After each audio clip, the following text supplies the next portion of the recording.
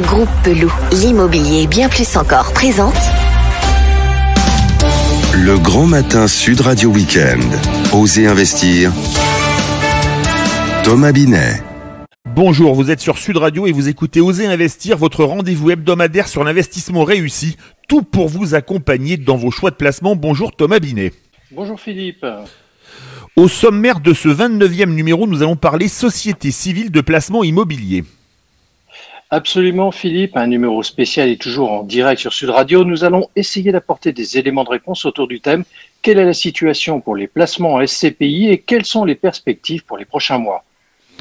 Pour y répondre, Thomas, nous sommes accompagnés par Guy Marty, notre consultant spécialiste en gestion de patrimoine et fondateur de pierrepapier.fr. Bonjour Guy.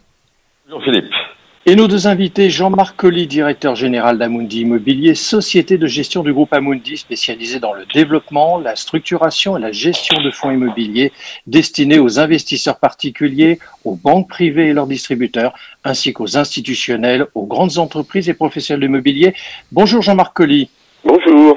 Marc Bertrand, président de la Française REM, vous êtes spécialiste de l'investissement tiers et de la gestion d'actifs et êtes présent sur les marchés immobiliers français, parmi lesquels les immeubles de bureaux, hôtellerie et groupements fonciers viticoles. Bonjour Marc Bertrand. Bonjour. Précisons que vos deux structures pèsent 60 milliards d'euros. Vous allez, Thomas, essayer d'apporter durant cette émission avec nos invités des réponses concrètes aux questions posées par nos auditeurs.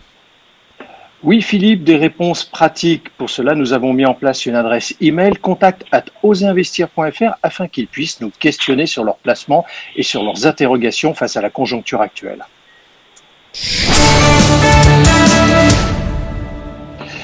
Guy Marty, avant de donner la parole à Jean-Marc Colly, pouvez-vous nous rappeler en quelques mots le principe d'une SCPI ? Eh bien, en quelques mots, c'est le placement immobilier de troisième génération. Vous savez, première génération, vous achetez un appartement et vous le mettez en location. Deuxième génération, c'est la SCPI d'il y a quelques années, c'est-à-dire un grand nombre de particuliers détiennent en même temps, ensemble, un grand nombre d'immeubles et avec un dispositif interne qui est la société de gestion qui s'occupe des locataires et qui s'occupe de distribuer les revenus. Et aujourd'hui, la SCPI troisième génération, c'est la même chose, avec en plus une réglementation européenne et française qui protège l'épargnant. Autrement dit, la SCPI est un placement standardisé immobilier. Jean-Marc Colly, comment vivez-vous chez Amundi Immobilier la situation actuelle ? Alors déjà un petit mot et une petite pensée quand même pour tous les gens qui aujourd'hui sont touchés ou tous les soignants qui nous aident. C'est avant tout une crise sanitaire, ça fait juste...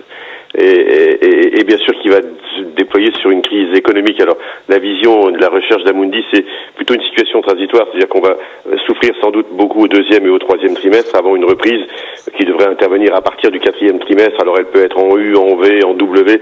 L'important c'est que voilà, on vit une situation transitoire et les États et le monde entier va déverser tellement d'argent dans cette économie qu'on ne voit pas comment elle ne ferait pas pour repartir doucement, rapidement ou alternativement, voilà, mais elle repartira. Donc dans tout ça, le marché immobilier, lui, était un marché sur lequel cette crise vient se plaquer alors qu'il était globalement sain. Il n'y avait pas de stock supplémentaire, il y avait une prime de risque suffisante ou largement importante sur les actifs, les loyers commençaient à se redresser et cette crise donc sanitaire vient se plaquer sur ce marché immobilier qui, dans cette situation-là, va jouer son rôle d'amortisseur. Bien sûr, il va supporter une partie de la crise, mais peut-être moins que d'autres classes d'actifs, et c'est ce qu'on attendait de l'immobilier, ce que les particuliers attendaient de l'immobilier.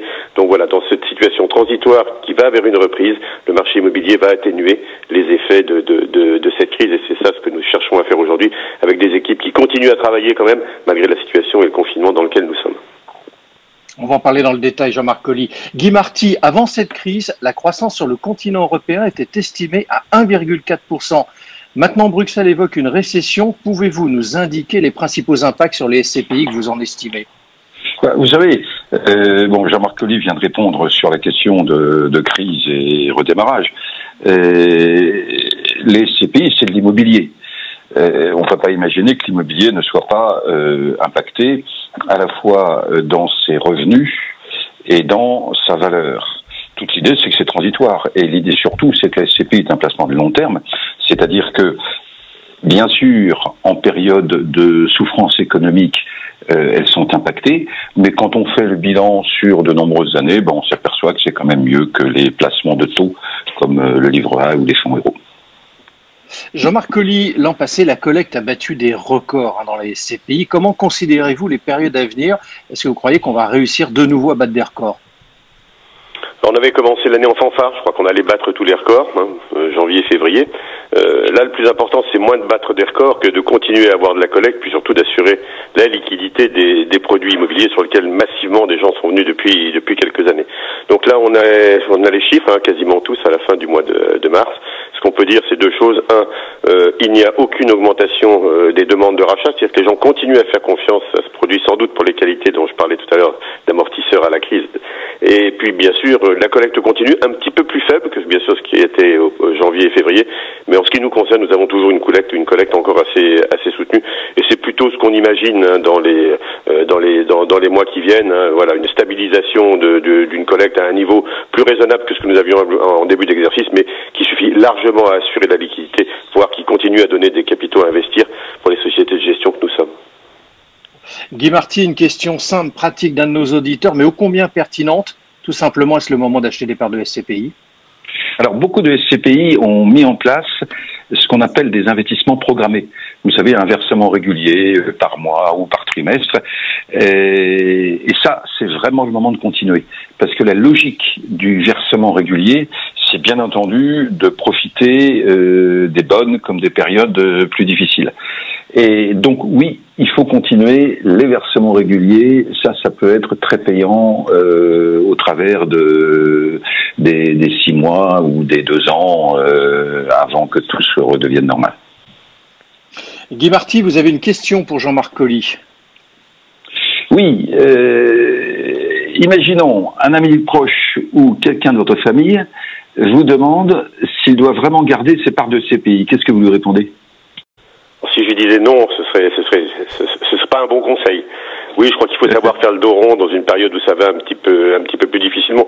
Globalement, aujourd'hui, même si nous allons souffrir énormément au deuxième et au troisième trimestre sur l'encaissement de nos loyers, parce que les entreprises souffrent elles-mêmes dans leur vie traditionnelle, c'est une situation transitoire. C'est-à-dire que ces loyers, on va pas les perdre définitivement, on va plutôt les reporter, et donc ils reviendront accroître les distributions futures et pénaliser sans doute un peu la distribution de l'année.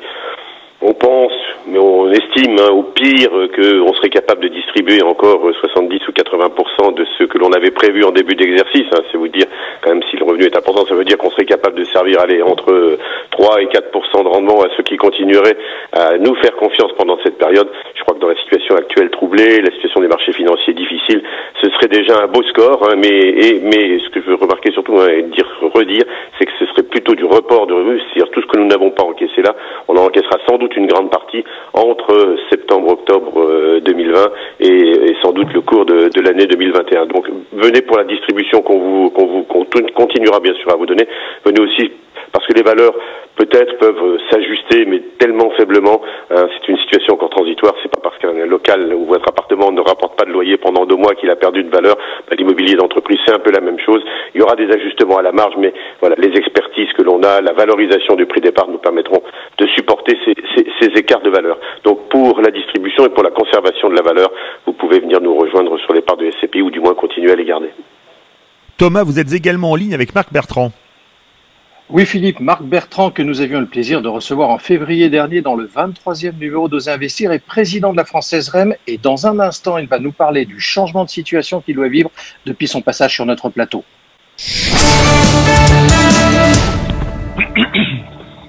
Marc Bertrand, comment vivez-vous dans votre groupe La Française la situation actuelle ? Comme tout le monde, confiné, donc on a basculé toutes les équipes, absolument toutes les équipes en télétravail avec simplement une personne qui se déplace au siège pour relever le courrier, mais toutes les fonctions de gestion, donc ce qu'on appelle le plan de continuité d'activité a été totalement activé, est opérationnel avec les outils informatiques que nous avons aujourd'hui. Et l'organisation a mis à peu près une semaine à s'ajuster, mais aujourd'hui ça fonctionne. Voilà. Guy Marty, est-ce qu'il faut être plus regardant aujourd'hui qu'hier sur ces investissements en SCPI ? De toute façon, il faut toujours être regardant sur ces investissements, quels qu'ils soient. Donc, il n'y a pas de changement de prudence. Le seul point sur lequel il faut être plus vigilant en ce moment, c'est de bien vérifier l'adaptation entre le placement SCPI et la situation patrimoniale. Notamment, s'il y a du crédit, il faut faire attention à se garder une marge pour ne pas être en difficulté de paiement. Autrement dit, il faut que la SCPI soit bien achetée comme un produit de long terme et donc qu'on n'ait pas besoin de revendre d'un moment à l'autre. Marc Bertrand, selon votre vision et votre connaissance du marché, à quoi devrait-il ressembler après cette pandémie? Alors, c'est pas parce qu'on connaît le marché qu'on est expert, qu'on est voyant. Non, mais ce qui paraît relativement acquis, hein, c'est que les tendances qui sont à l'œuvre dans le marché depuis même un certain nombre d'années, et comme toujours, les crises agissent comme des accélérateurs et des révélateurs de ces changements. Donc, en matière de bureaux, ce que nous expérimentons en ce moment, c'est à savoir la capacité à travailler à distance, fait que probablement ça créera une forme d'adaptation du marché du bureau, c'est-à-dire que le bureau sera physiquement, et Dieu sait que c'est frustrant de pas pouvoir y être physiquement et de voir les équipes, sera plus un lieu d'échange et de travail collaboratif avec les personnes, plus qu'un lieu de travail administratif individuel. Voilà, donc là c'est intéressant. Peut-être que ça fera jeter un autre regard aussi sur la multiplicité des déplacements. Et ça ira peut-être dans le sens d'un plus environnemental. En matière de commerce aussi, on va avoir on avait des changements à l'œuvre depuis longtemps sur la livraison à distance, sur par contre un regain du commerce de proximité. Ces tendances-là, aujourd'hui, dans tout ce que l'on observe, elles ont plutôt tendance à s'accentuer qu'à s'estomper. Guy Marty, les anciennes crises ont démontré en moyenne un décalage d'environ 2 ans sur les conséquences vécues et subies. Pensez-vous qu'il en sera de même cette fois-ci ? Vous savez, cette crise-là n'est pas du tout comme les autres. Donc, il est difficile de faire des pronostics. La première grande question, c'est à quel rythme allons-nous sortir du confinement ? Est-ce que c'est dans 15 jours, dans un mois, ou est-ce qu'on sera totalement déconfiné dans 3 mois ou 6 mois ? Et ensuite, cette masse de liquidité, cette masse d'intervention des gouvernements, des banques centrales qui va tomber sur l'économie, quel va être son impact et quels auront été les dégâts entre-temps. Donc, aujourd'hui, il est très difficile de comparer avec les autres crises. La seule chose qu'il faut savoir, c'est que toutes les crises ont été différentes. Et à chaque fois, les placements immobiliers, et notamment en immobilier d'entreprise, ce qui est l'essentiel des CPI, eh bien, les choses ont redémarré. Donc, c'est la logique, une fois de plus, des placements long terme. Il faut vivre avec l'économie et redémarrer avec elle. Guy Marty, vous avez une question pour Marc Bertrand. Oui, Marc Bertrand, vous êtes en contact permanent avec de nombreuses entreprises, vos locataires. C'est un poste d'observation tout à fait privilégié. Quel est votre avis, juste aujourd'hui, sur l'impact immédiat de la crise ? Alors, pour raisonner très, très à court terme, on a mis en place une batterie d'indicateurs pour suivre tout ça. Alors, pour être tout à fait concret, nous avons encaissé déjà 30% des loyers du 2e trimestre. Ce qui est plutôt élevé. Vous voyez, on est le 5 avril et on a déjà encaissé 30%. Donc, ce sera pas du tout un trimestre blanc. La majorité des entreprises, malgré tout, continuent de payer ses loyers et de fonctionner. Je crois qu'il n'y a pas une entreprise qui ne soit pas impactée, mais ce qui ne veut pas dire discontinuité du paiement. Ensuite, on observe de façon assez simple les secteurs qui sont les plus touchés. Bien entendu, les commerces qui sont fermés, donc le commerce hors alimentaire est fermé, et là on anticipe et on commence déjà à discuter avec les locataires sur comment étaler, comment accompagner cette période-là. Et puis, alors c'est plus marginal dans nos patrimoines, mais c'est quand même important. Dans l'économie, c'est tout le secteur de l'hôtellerie, hôtellerie et tourisme qui est très touché. Donc en fait, une crise très atypique, hein, ce que soulignait Guy Marty il y a quelques instants, donc dont on pense qu'elle sera d'impact très fort mais court. Donc on est dans une logique où il faut accompagner les locataires qui sont qui sont nos clients, mais qui sont indirectement les clients des associés, des investisseurs qui nous ont confié leur argent. Et il va falloir accompagner avec une logique de report et d'étalement de ce paiement, ce qui est en train de se faire à l'échelle nationale d'ailleurs. C'est-à-dire qu'on doit être dans ce mouvement-là. et d'accompagner en donnant du temps et en faisant une forme de report de loyer. Oui, c'est faire crédit, on n'est pas banquier, mais c'est arriver à avoir un étalement pour rendre cette crise supportable pour tout le monde et ne pas avoir une crise systémique. Merci Marc Bertrand, merci Jean-Marc Colli et merci aussi à vous Guy Marty d'avoir participé à notre rendez-vous hebdomadaire sur l'investissement. Voilà, c'était le 29e numéro d'Oser Investir, l'hebdo de l'investissement réussi. Merci de nous avoir suivis. Vous pouvez retrouver l'intégralité de l'émission sur sudradio.fr dans la rubrique podcast ou sur vos smartphones en téléchargeant l'application Sud Radio, mais également sur oserinvestir.fr où vous retrouverez l'émission ainsi que les anciennes et bien plus encore. Dorénavant, sachez que vous pouvez également télécharger l'application Oser Investir sur Apple Store et Google Play. Besoin d'un spécialiste en immobilier? Depuis plus de 50 ans, le groupe Pelou est le partenaire de toutes vos opérations immobilières. Avec 3 structures complémentaires qui vous apportent des solutions immobilières sur mesure. Besoin d'informations? Retrouvez-nous sur groupepelou.com. Groupe Pelou, l'immobilier et bien plus encore.